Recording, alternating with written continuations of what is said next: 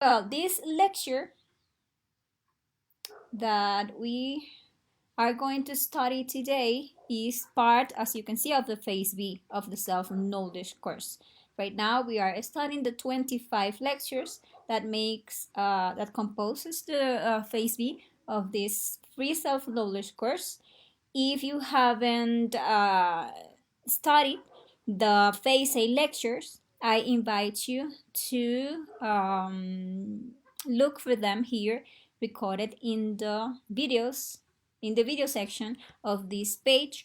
The phase B consists of 50 topics that give you the tools to awaken your consciousness and get to know yourself. Actually, these phase B lectures are going to be delving in what we learn in the phase A lectures, and also these phase B lectures are going to give us the information in relation to the initiatic path that will lead us to the self-realization of our being. So today's lecture is going to be very, very important if you really want to ignite that sacred fire and to start and advance in your initiatic path. And well, let's start immediately with today's topic, the sacred fire. Let's see what are the objectives of this lecture. Well, they are that, this lecture will allow us to understand what the sacred fire is. It is common that we hear about the sacred fire of the Kundalini, but we need to know what it really is, and we need to know what are the requirements for us to awaken the sacred fire of the Kundalini. So we are going to see today what are the steps for this sacred fire to awaken within us so that we can enter the path of initiation that we were studying in the previous lecture, right? And well, what is the Kundalini? The Kundalini is or the Kundalini serpent, also known, is a solar fire that is right now enclosed in our seminal atoms. So it is inside our sexual creative energy. Our sexual creative energy is like water inside us, and that fire is hidden there within these inner waters. Actually, that fire is the same burning electronic substance of the sun, which when released, it has the power of transforming us into real gods. But in order to understand what the sacred fire is and the power it has, it is convenient to understand that this sacred fire is the same one that is present, but of course fully and completely developed, in all the beings of the universe that are already awakened and are self-conscious, okay? And those beings are the ones that form what is known as the army of voice. The army of the voice, the army of the word, also known, is fire. And that living fire is in the universe what makes the chaotic matter fertile. And that fire that manages these awakened beings is what is known as the cosmic Christ, is what is known as the Logos or the Great Word. When in conference number 28 of the phase A, we spoke of the universal Christ and of the individual Christ. We explained that the Great Word, through which everything that has been done in this universe was done, that was with God and that was God, is actually that universal Christ. It is that cosmic Christ that is formed by all the beings that have reached the total development of their inner Christ until they become creator gods, to be part of that great word or that logos or creative fire that is the army of the world. Now we need to know that as we are divine essences in the process of development, We are all potential gods. We need to know that. This is because in our interior we carry the seed of divinity. And when developing this seed, that will allow us to develop our individual Christ so that we become the living manifestation of God. These gods that make up the army of the word are the ones in charge of making, managing all the creations in the universe. And it is through this fire, through this same Kundalini fire, that they create. And it is through this same fire that they can destroy the things in the universe. And for this, they just channel and manifest that internal fire that is the great logos. They already have the capacity to channel that fire to make a creation or to destroy a creation in the universe. But for that fire or that logos to appear, for it to come to manifestation, the one must unfold into the two. Therefore, for the gods to create, since they are already androgynous beings who have integrated in themselves both forces, the positive and the negative, which is the masculine and the feminine principles within them, they must at that point unfold themselves, the one into the two, the father in the mother. And from the union of those two opposites, the third force is born, which is the fire.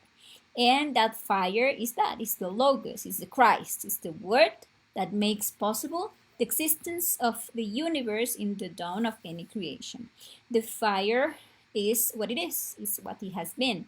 The Christ is what was, what is, and what will always be.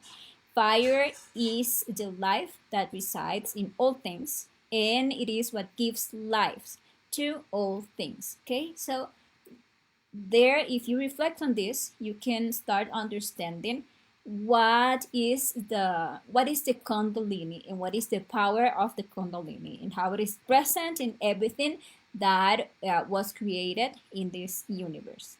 Now, it is necessary that we understand that we are like miniature cosmos. We are microcosmos. And the same principles that participate in the gestation and the creation of any cosmos, which arise from the fertilization through the fire of the chaotic matter, are the same principles that we must use to give creation and to give shape to our inner universe or our inner cosmos, right? We must learn to fertilize with the sacred fire our own chaotic matter, which is our seminal liquid.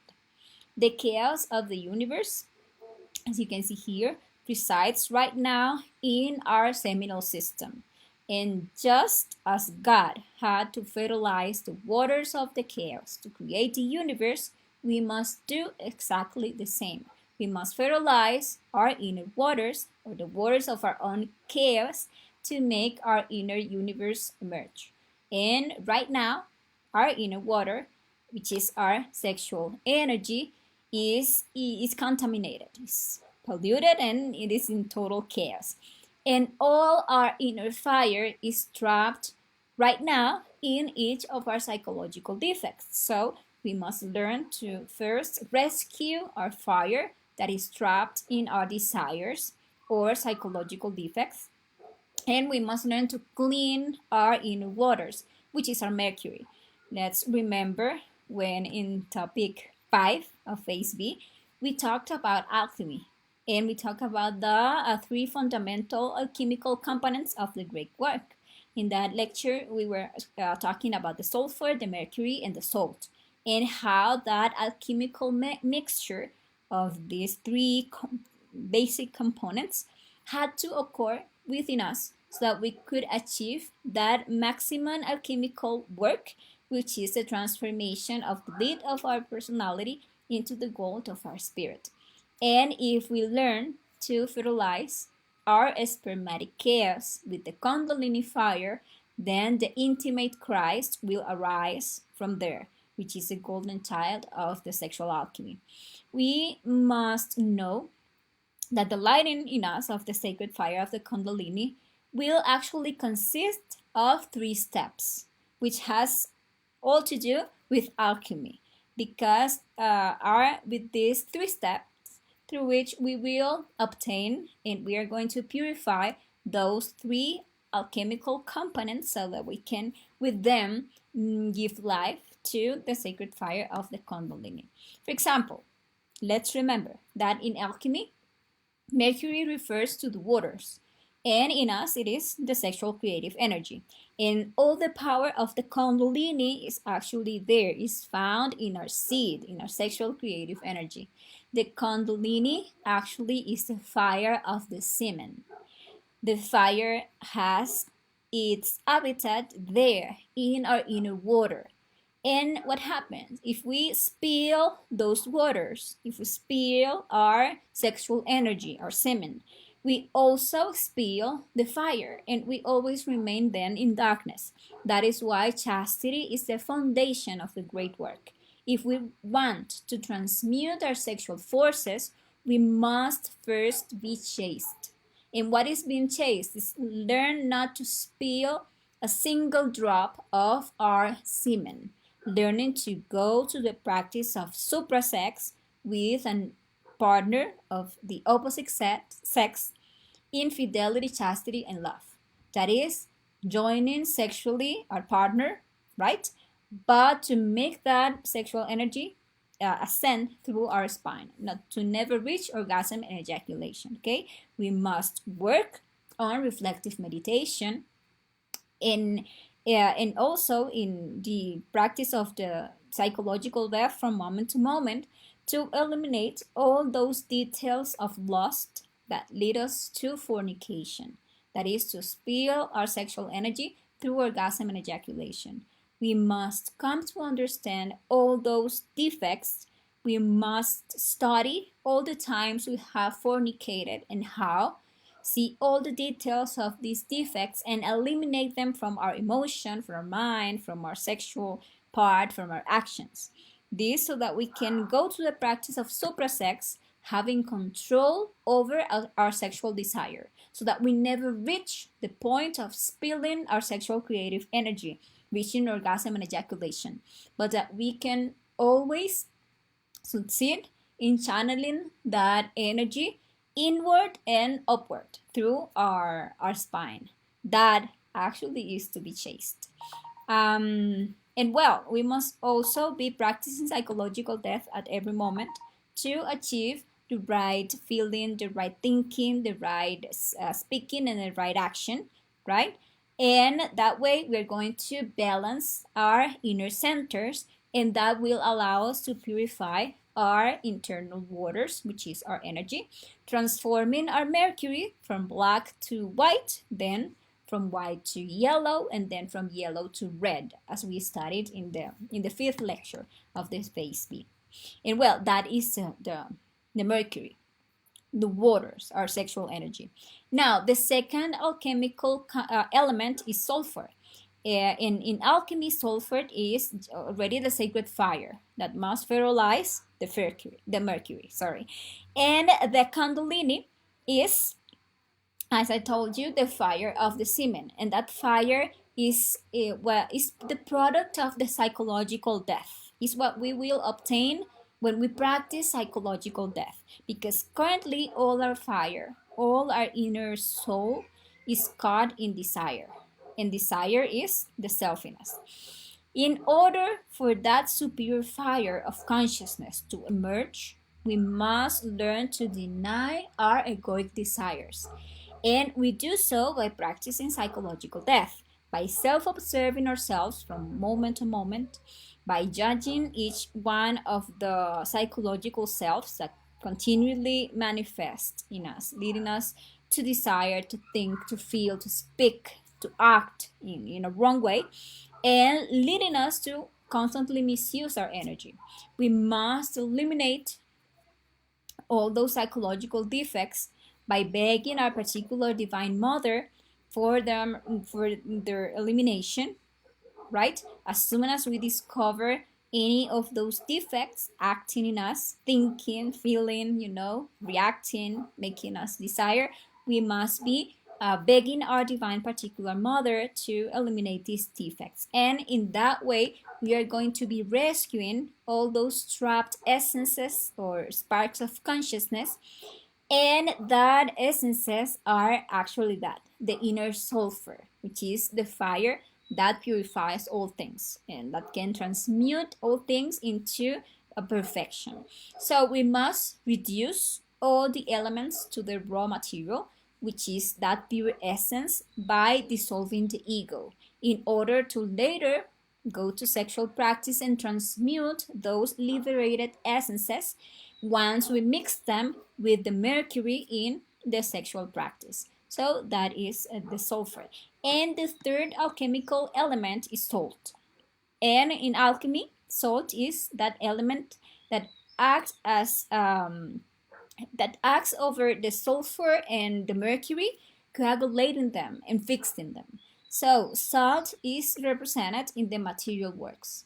Let's say what we do in favor or for love of our own inner work, but above all, what we do in favor or for love of others, of the other brothers of humanity.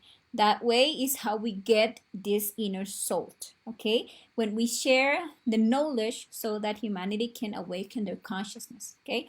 So these conscious works give us the merits of the heart so that the Kundalini can develop, can evolve, and can progress within us. So the fire of the heart controls the rise of the Kundalini. It is this love that we develop, that inner salt, that when practicing sexual transmutation will mix with the purified sexual water or the mercury and with the liberated essences or sulfur to ignite in our spine the sacred fire of the Kundalini. That is the mystery of the sacred fire of the Kundalini. Actually, it is something alchemical. That fire of the Kundalini is a creative fire. Sulfur mixes with mercury and rises through the spinal channel to the brain, and in that way awakening our superior centers. And the surplus of this mercury fertilized by sulfur, mercury fertilized by sulfur is what must create the existential bodies of the being. First, the sacred fire will allow us to regenerate our physical body and our vital bodies. And then it will allow us to create our solar astral body, our solar mental body, and our solar causal body. So the astral body actually, and the mental and the causal bodies are nothing more than mercury fertilized by sulfur. So it is this sacred fire that will allow us to make the creation of the existential bodies of the being. So you can see here that it is actually in the three factors for the revolution of consciousness that the alchemical process will take place, so that we can make that great work, which is giving birth to our inner Christ, achieve the self-realization of the being by creating our internal bodies. Because it is with psychological death that we are going to release the fire, that we are going to obtain the sulfur that is trapped in each one of our psychological defects. It is with the spiritual birth, that is by practicing the superior sex or the sexual transmutation, that we are going to make that this mixture occurs in the seminal waters. There in the sexual practice is that the sulfur will fertilize the mercury, okay? And is the sacrifice for humanity, which will give us the salt, which is the payment that we receive for the conscious works of love towards the inner work and for the benefits of humanity. And this salt coagulates and fixes these elements and give us the merits of the heart, so that the Kundalini fire ascend in our spine, creating our internal bodies. So the mixtures of these three components results in something that in alchemy is known as the vitriol, which is considered the most important alchemical substance for excellence by ancient alchemists. And this vitriol, when highly purified, it was used in alchemy to react substance in it. So vitriol are those seminal vapors into which the semen of women and men who practice sacred sex and who have purified their energy become, okay? And which, when reacting with the Kundalini serpent, will awaken this Kundalini serpent. We must know that at the base of our spine, there is that serpent known as the Kundalini. And right now, it is asleep in our spine. It is like an energy that right now is asleep. And we must come to awaken that serpent. And it is not only asleep, but it's also coiled 3.5 times on itself in our spine. And it is written in old text of ancient wisdom that the lower orifice of the spinal canal of we ordinary people is hermetically sealed, and this orifice is known as the triveni, and the triveni is the point of the susumna where Ida and Pingala intersect, and the seminal vapors or vitriol open this orifice so that the sacred fire can penetrate there. So remember that we studied in the last Phase B conference that within our spinal column we have a channel called susumna, through which ascend the sexual energy of those who practice suprasex, but who still haven't awakened the sacred fire of the Kundalini because they have not reached yet the necessary level of purification of their mercury. And in the center of this channel, in the center of the susumna, there is another channel, a thinner one, which is known as the Nadi Shitra. And it is through the Nadi Shitra, that the sacred serpent of the Kundalini will begin to ascend once the seminal vapors have awakened to sacred fire and have opened that orifice that is known as the triveni. And when the solar and lunar atoms of our seminal system make contact in the triveni, then by electrical induction, a third force awakens, which is the sacred fire of the Kundalini. And by releasing that energy, we enter the authentic initiation. It is at that point where that lighting of the sacred fire or the initiation actually occurs in our interior. Remember that for the sacred fire of the Kundalini to be ignited inside a person, it is mandatory that they be already practicing suprasex with a stable partner of the opposite sex. It is mandatory. The sacred fire only ignites during sexual practice. Therefore, single people need to have a partner to be able to aspire to enter initiation.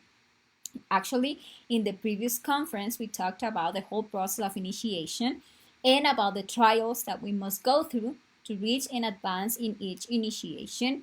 And in the 5th conference of Phase B, we saw that it's necessary that we carried out an internal purification work over our mercury. And when our mercury is already yellow, thanks to the work of death in the little details that make up our ego, we are going to face a trial of fire, which we will see ourselves. This trial will consist in seeing ourselves tested in our ability to control our inner fire. This is commonly a situation of anger with our partner, and if we manage to pass that test, and if we manage to practice suprasex with that person, with our partner, then that yellow mercury will turn into red, which will indicate that the sacred fire of the Kundalini has been already lit. From then on, the sacred serpent will begin to ascend through our spinal column each time that we practice suprasex. And in the inner worlds, we will receive a silver sword with a very small blade that will be growing as we progress in the creation of the bodies. So, how can someone get to know if he is already or if she is already an initiated? Well, you must go consciously to the astral plane and you must look to see if you already have your silver sword. If you have it in the right side or in the right hand, yeah, there in the right side, there you will know that you are already an initiate. You can, for example, see the state of your inner waters in the astral plane. You can see if the water in the astral plane is black or if it is already yellow or if it is already red. If your inner waters are red, yeah, that means that you have already awakened the sacred fire, and you must have a silver sword. That silver sword, as I told you, will be growing in the inner worlds because initiation is internal as you advance in the different initiation.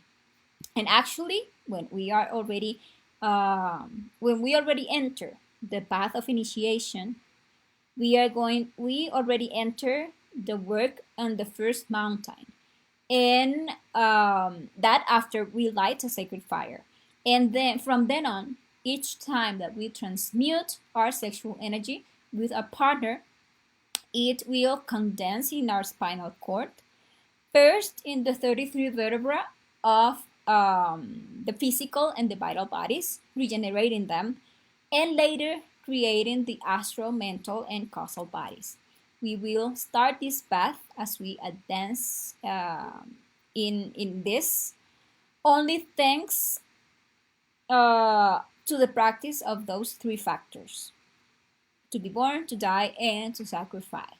When we have, when the five solar bodies are already created, it is said that we already possess a human soul.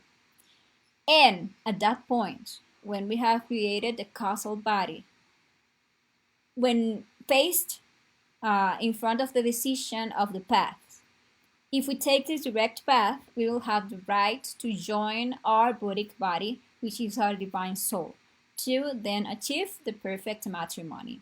And from that union between the two souls, the divine and the human soul, the intimate Christ will be born. And that intimate Christ is what is known as the fire of the fire, the flame of the flame, the golden child of sexual alchemy. Let's remember that the Christ is not a person. The Christ is a force of our consciousness that many masters have come to incarnate. For example, Jesus the Christ have incarnated the inner Christ. For example, the Gautama the Buddha. Actually, the Buddha is the same Christ, for example. Or in Egypt, well, it had different names in different cultures. It is actually the force of our consciousness, the fire of the fire, that we can come to incarnate first by awakening the sacred fire of the Kundalini, later creating our human soul, joining our divine soul, and from that union, that divine union within us, the real fire, which is the Christ, which is the Logos, which is the electronic Kundalini, will awaken in us. And that intimate Christ actually comes to do a very important work within us, because the inner Christ comes to do all the work of the second mountain of initiation. We will have already fabricated the solar bodies, but now we'll have to perfect these bodies, turning them into vehicles of pure gold. And that will be one of the works of the Christ in the second mountain. For example, eliminating what is known as the dry mercury, which are the psychological selves that remain to be eliminated from us at that point, including the causal selves, so that the existential bodies can be perfected and can be covered by the different parts of the being. To perfect these bodies and convert them into vehicles of pure gold, the Christ must eliminate the arsenic sulfur, which is the carnal bestial fire of the atomic infernos of our interior. And that fire corresponds to the Kunda buffer organ that we all have. And when the bodies are already converted into vehicles of pure gold, they can be then covered by the different parts of the being, and there finally all of them come to serve as like an envelope for our King, for our intimate Christ. He, this our inner Christ, then rises from his tomb that instant when there is such a wrapping for him, and covers himself with it to manifest himself here through the senses of the person and to work in favor of the suffering humanity.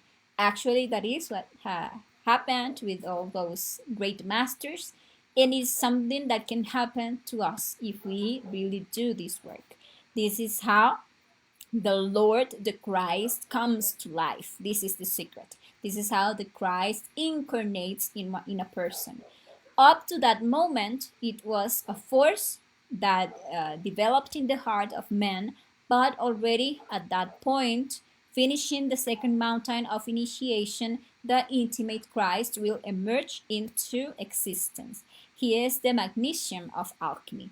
And already on the third mountain, he will take charge of the world teaching of the knowledge and will join with his inner being, becoming part of that cosmic Christ or universal Christ known as the Army of the Voice. In later Facebook conference, we will be detailing each of the mountains of initiation, okay?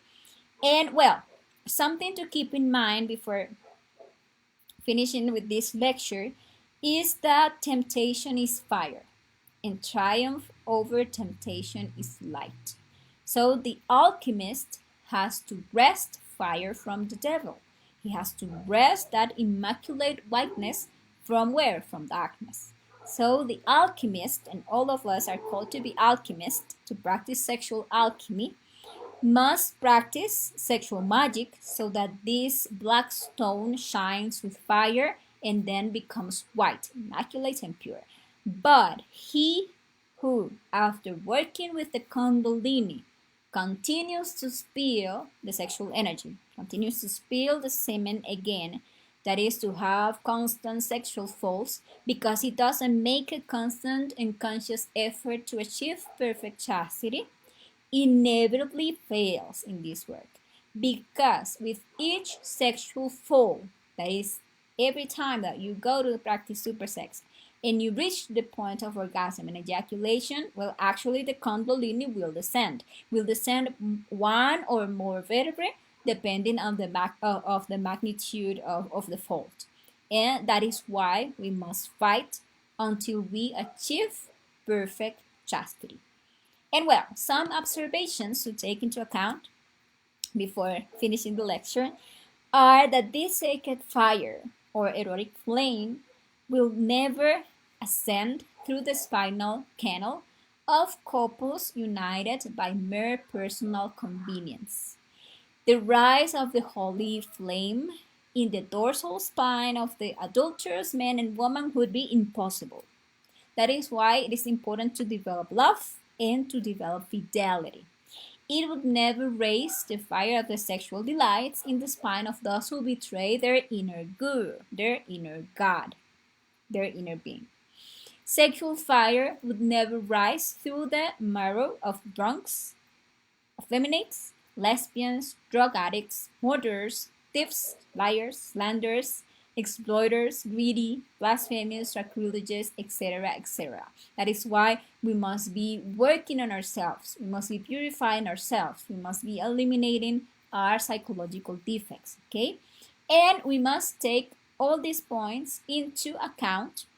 We must work on these defects in ourselves, and we must develop conscious love towards our partner. We must learn to seek the guidance of our inner being, who is our inner guru, and obey him.